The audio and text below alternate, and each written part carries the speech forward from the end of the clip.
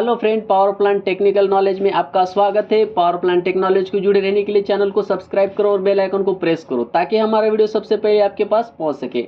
आज हम देखने वाले हैं PRVDS स्टेशन।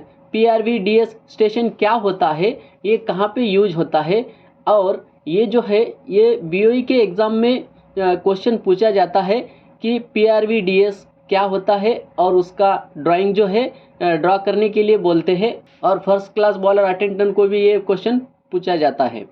तो आज हम देखने वाले हैं हमारा जो बॉलर का स्टीम जनरेशन होता है, और उसके बाद हम जो स्टीम एक्सपोर्ट करते हैं यानी कि आगे भेजते हैं, वो स्टीम हम PRVDS स्टेशन के थ्रू ही हम एक्सपोर्ट करते हैं। तो चलिए देखते हैं PRVDS स्टेशन कहाँ कहाँ पे होता है, कौन कौन से बॉयलर पे होता है, इसका हमें बेनिफिट क्या है, और PRVDS स्टेशन में क्या क्या इक्विपमेंट होते हैं और वो क्यों होते हैं, आज हम फुली इस वीडियो में देखने वाले हैं।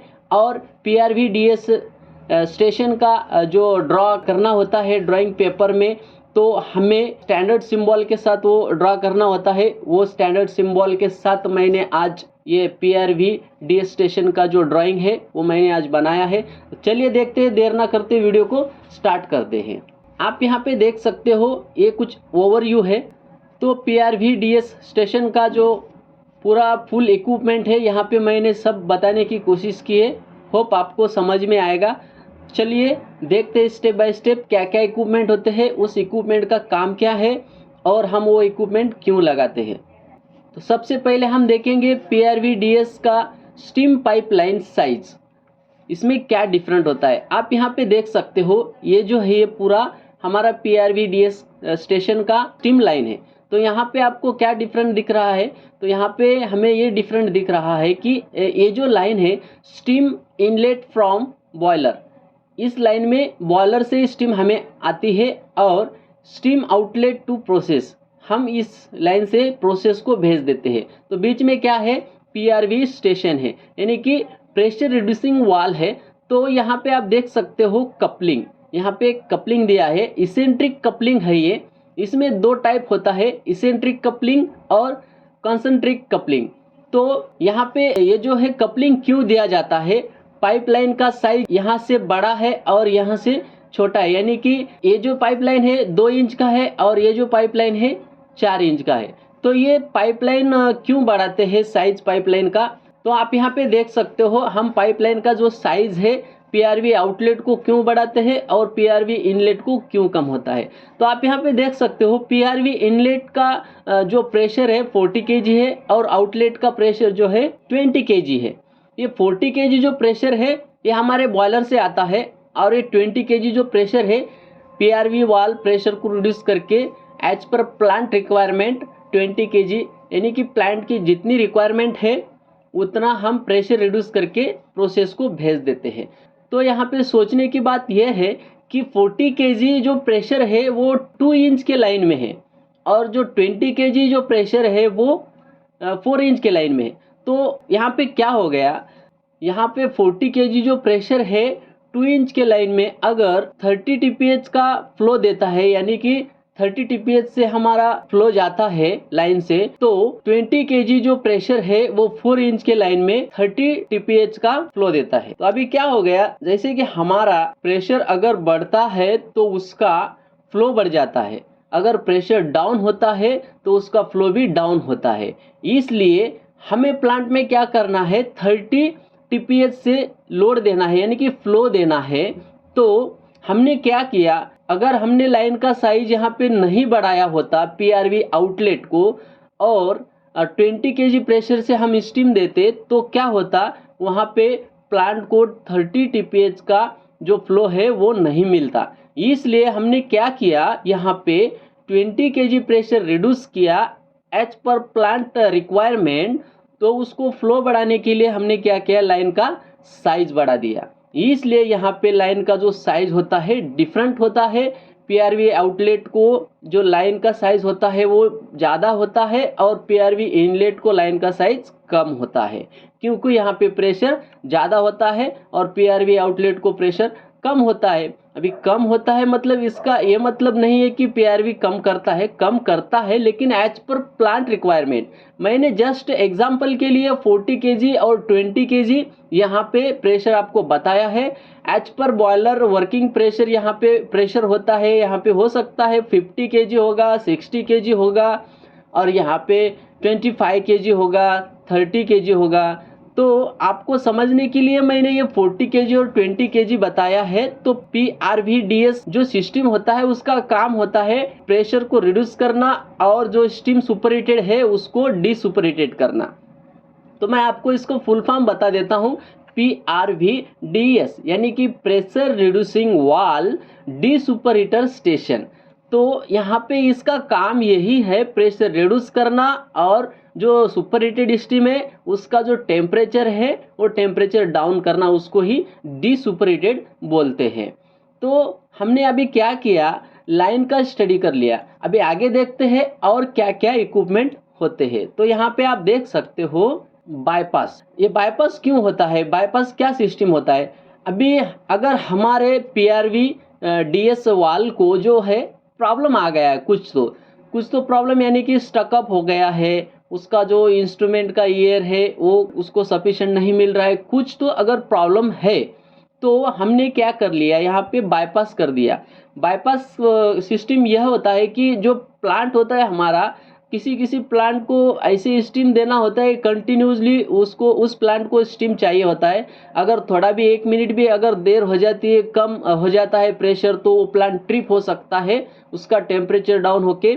तो यहाँ पे हमने क्या किया, अगर इमरजेंसी में PRVDS वाल्व को अगर प्रॉब्लम आता है तो हम क्या करते हैं, बाईपास वाल्व ओपन करके वो लाइन का जो प्रेशर होता है PRV आउटलेट लाइन का, वो प्रेशर हम मेंटेन कर सकते हैं। इसलिए यही बाईपास सिस्टम होता है। आप यहाँ पे देख सकते हो बाईपास इनलेट को 40 केजी प्रेशर है और हम यहाँ पे बाईपास वाल्व ओपन करके 20 KG pressure as per plant requirement यहाँ पे हम मेंटेन करते हैं। अभी यहाँ पे क्या आ गया एडिशन में, प्रेशर गेज। तो PRVDS स्टेशन को जो है प्रेशर गेज का भी बहुत इंपॉर्टेंट रोल है। यहाँ पे हम इनलेट का प्रेशर कितना आ रहा है हमें देखना चाहिए और PRVDS आउटलेट लाइन का जो प्रेशर है एज पर प्लांट रिक्वायरमेंट उसका प्रेशर कितना जा रहा है, ये हमें देखना बहुत जरूरी होता है।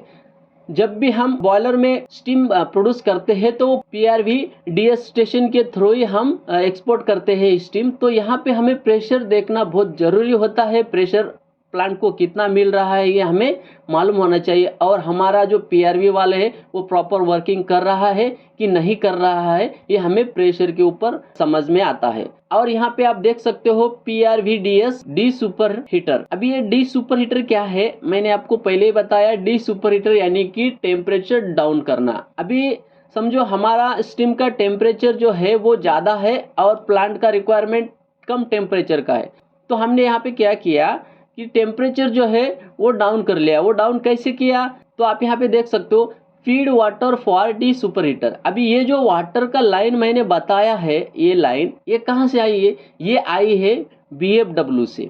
BFW से यानी कि बॉयलर फीड वाटर पंप से यहाँ पे एक लाइन प्रोवाइड किया जाता है।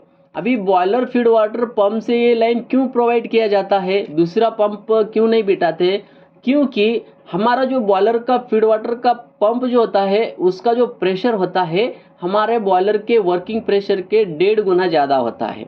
तो यहाँ पे आपको मालूम है, पता है कि हमारा लाइन का अभी प्रेशर कितना है, इनलेट 40 केजी। तो 40 केजी के अंदर ये जो वाटर का प्रेशर है ये घुसना चाहिए, इसलिए हमें तो ज़्यादा प्रेशर वाला हमें वाटर चाहिए, इसलिए हमने BFW का जो वाटर है यहाँ पे यूज कर लिया। और दूसरी बात यहाँ पे यह है कि BFW का जो फीड वाटर का टेम्परेचर होता है वो टेम्परेचर 100 अबव होता है, यानी कि 100 डिग्री सेल्सियस से ऊपर होता है। तो 100 डिग्री सेल्सियस से ऊपर टेम्परेचर हम यहाँ पे क्यों लेना चाहते हैं, क्योंकि यहाँ पे सुपर हीटेड स्टीम है। अगर उसमें हम ठंडा पानी डालेंगे तो यहाँ पे हैमरिंग हो सकती है और हैमरिंग होगी यहाँ पे, क्योंकि ये बहुत हॉट है स्टीम और हमने कोल्ड वाटर यहाँ पे डाल दिया normal as a climate temperature, यहाँ पे हमने वाटर फीड कर दिया इसके अंदर। तो क्या होगा, हैम्बरिंग होगा। इसलिए हमें यहाँ पे दो बेनिफिट क्या मिलता है BFW से कि इसका जो प्रेशर है वो इंक्रीज हो जाता है, यानी कि प्रेशर हमें बढ़ के मिलता है, और दूसरी बात यहाँ पे टेम्परेचर भी हमें मिल जाता है। इसलिए यहाँ पे हैम्बरिंग होने के चांसेस बहुत कम हो जाता है और वाटर भी इसके अंदर घुस जाता है और डीसुपरेटेड बन जाता है। तो यहाँ पे देख सकते हो आप BFW का जो टेम्परेचर है 100, यानी कि मैंने आपको एक समझने के लिए एग्जाम्पल के तौर पर ये बताया है 100 डिग्री सेल्सियस। इसके ऊपर भी टेम्परेचर हो सकता है, 120 डिग्री सेल्सियस तक BFW का टेम्परेचर होता है, यानी कि फीड वाटर का टेम्परेचर होता है। तो ये जो स्टीम इनलेट का टेम्परेचर मैंने बताया है 350 डिग्री सेल्सियस, ये मिनिमम आपको मैंने बताया है। हो सकता है यहाँ पे 400 डिग्री सेल्सियस हो या 600 डिग्री सेल्सियस हो। मैं आपको एग्जाम्पल के लिए यहाँ पे 350 डिग्री सेल्सियस बता रहा हूँ। तो यहाँ पे आप देख सकते हो हमने जो डिसुपरेटेड किया है, यानी कि जो स्टीम है हमारा उसका जो टेम्परेचर रिड्यूस किया है हमने कहाँ तक किया है, 250 डिग्री सेल्सियस तक। ये 250 डिग्री सेल्सियस क्यों किया, क्योंकि ये जो टेम्परेचर है ये प्लांट का रिक्वायरमेंट है। प्लांट को इतना टेम्परेचर चाहिए, हमारे पास तो वो ज़्यादा टेम्परेचर है लेकिन प्लांट को कम टेम्परेचर चाहिए। इसलिए हमने क्या किया, इसके अंदर वाटर फीड कर दिया, और वाटर क्या करता है, टेम्परेचर डाउन कर देता है, और जो वाटर इसके अंदर घुसता है वो इवापोरेट होता है, यानी कि उसका भी स्टीम बन जाता है इस टेम्परेचर को लेके। इसलिए हमारा यहाँ पे फ्लो भी बढ़ जाता है, और दूसरी बात यह है कि यहाँ पे हमने प्रेशर भी रिड्यूसिंग कर लिया तो उसके थ्रू भी यहाँ पे टेम्परेचर डाउन होता है। तो दोनों मिला करके हमारा यहाँ पे 250 डिग्री सेल्सियस टेम्परेचर हो गया है। तो प्लांट का जो रिक्वायरमेंट है हमने यहाँ पे कंप्लीट कर दिया है। तो अभी PRV स्टेशन में आगे और क्या होता है, तो मैं आपको बता दूं कि यहाँ पे जो टेम्परेचर गेज है इसका भी बहुत इंपॉर्टेंट रोल है, क्योंकि हमें टेम्परेचर कितना जा रहा है ये पता होना चाहिए। PRVDS स्टेशन का जो आउटलेट टेम्परेचर है वो कितना जा रहा है ये हमें पता होना चाहिए। इसलिए टेम्परेचर गेज का भी यहाँ पे बहुत बड़ा रोल है। तो आगे हम देखेंगे strainer, PRVDS strainer Y type. तो स्ट्रेनर के बहुत टाइप होते हैं, मैंने यहाँ पे आपको वाई टाइप का स्ट्रेनर बताया है। ये क्या काम करता है, ये जो है PRVDS जो वाल होता है, इस वाल के अंदर कुछ भी स्केल, मड या कचरा या कुछ भी हो, ये PRVDS वाल में जो है नहीं आने देता है, इसको खराब नहीं होने देता है। PRVDS वाल के लिए यहाँ पे ये स्ट्रेनर बिठाया जाता है, उसके सेफ्टी के लिए यहाँ पे स्ट्रेनर बिठाया जाता है। ये स्ट्रेनर जो है हम ऑनलाइन भी क्लीन कर सकते हैं। यहाँ पे मैंने दो आइसोलेशन वाल बताया है, ये जो है इनलेट स्टॉप वाल और ये आउटलेट स्टॉप वाल। ये क्या होते हैं, ये आइसोलेशन वाल होते हैं, यानी कि इसको आइसोलेशन वाल भी बोलते हैं, स्टॉप वाल भी बोलते हैं, और इसको PRVDS अप स्ट्रीम और डाउन स्ट्रीम वाल भी बोलते हैं, आइसोलेशन वाल।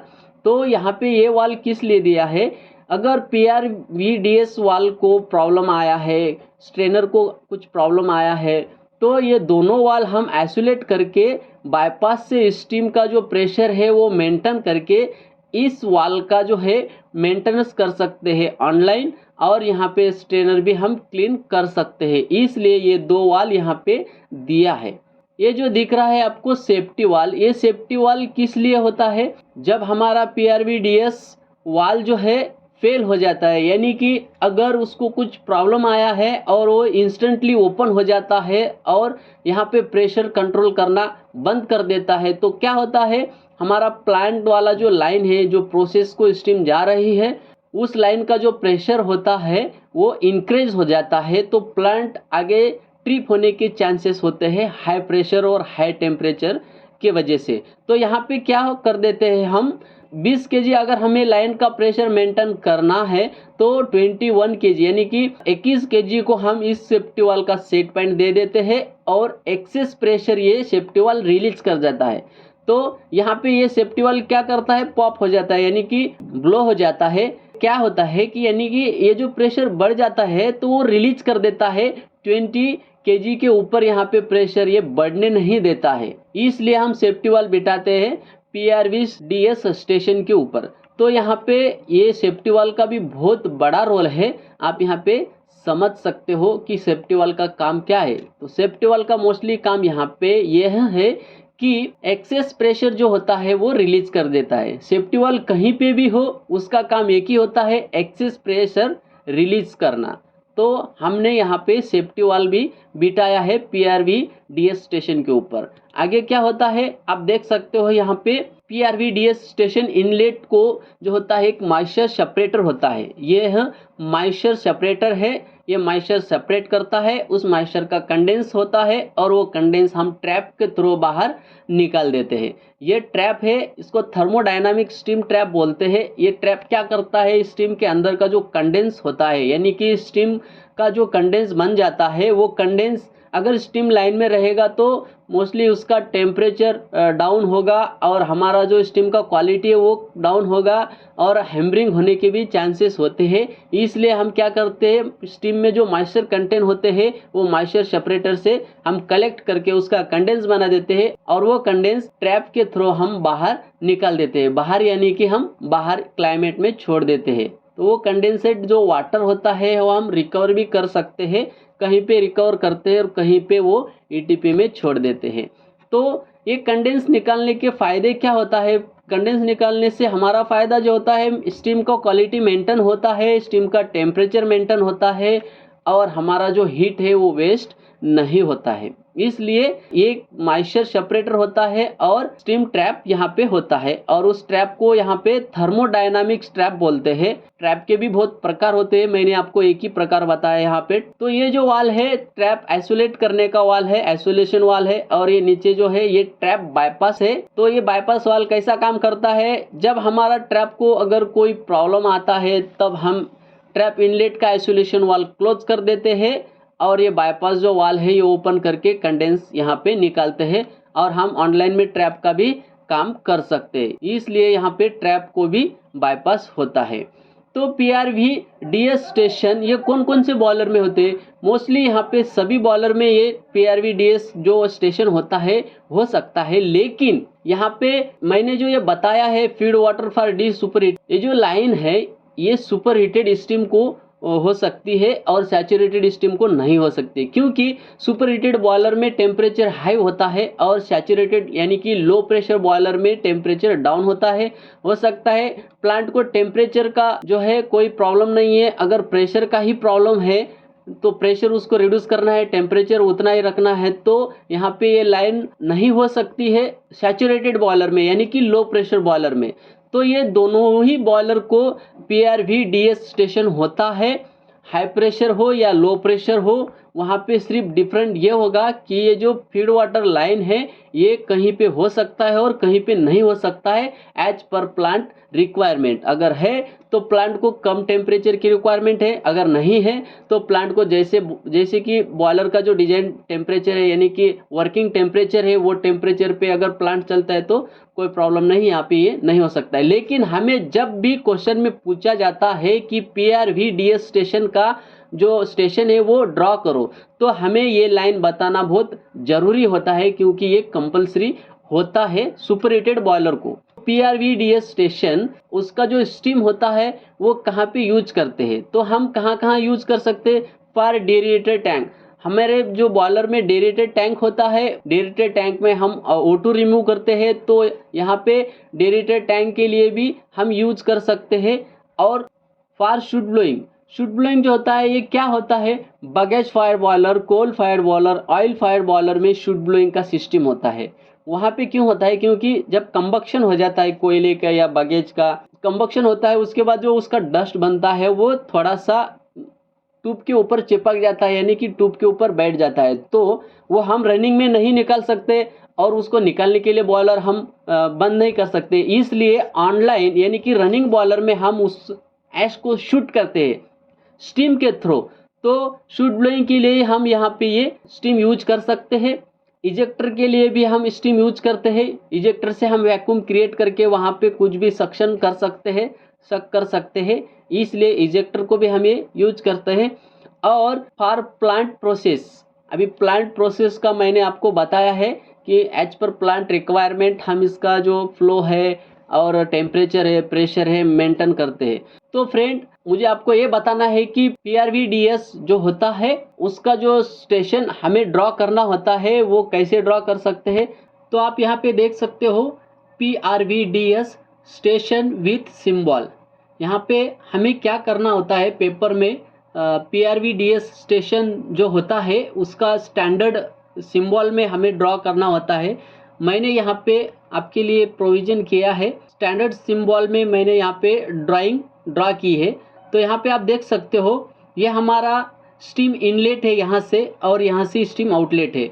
स्टीम इनलेट से लेके आउटलेट तक हमारा जो भी इक्विपमेंट होता है वो सिंबल में ड्रॉ करना होता है, और वो सिंबल यहाँ पे सब है।